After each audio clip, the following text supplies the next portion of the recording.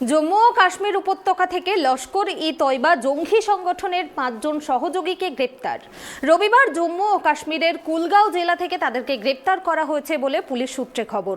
জম্মু ও কাশ্মীরের পুলিশ এবং central reserve police ফোর্সের যৌথ প্রয়াসে লস্কর সহযোগীদের গ্রেপ্তার করা সম্ভব হয়েছে।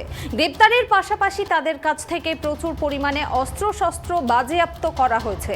অভিযুক্তদের নাম আদিল হোসেন ওয়ানি, সুহেল আহমেদ দার, আইতমাদ আহমেদ লাওয়ে, মেহরাজ আহমেদ লোন, সাবজার আহমেদ খার।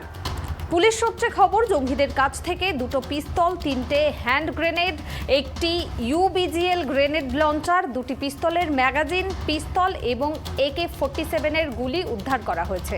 তাদের বিরুদ্ধে থানায় অভিযোগ দায়ের করা হয়েছে।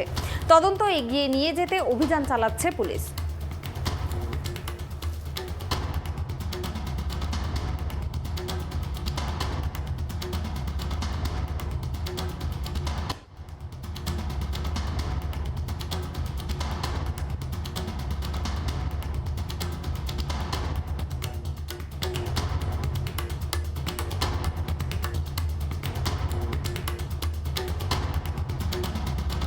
জম্মু ও কাশ্মীর উপত্যকা থেকে লস্কর-ই-তয়বা জঙ্গি সংগঠনের 5 জন সহযোগীকে গ্রেপ্তার করা হয়েছে।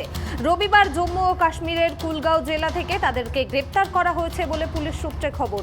জম্মু ও কাশ্মীরের পুলিশ ও সেন্ট্রাল রিজার্ভ পুলিশ ফোর্সের যৌথ প্রয়াসে লস্কর সহযোগীদের গ্রেপ্তার করা সম্ভব হয়েছে।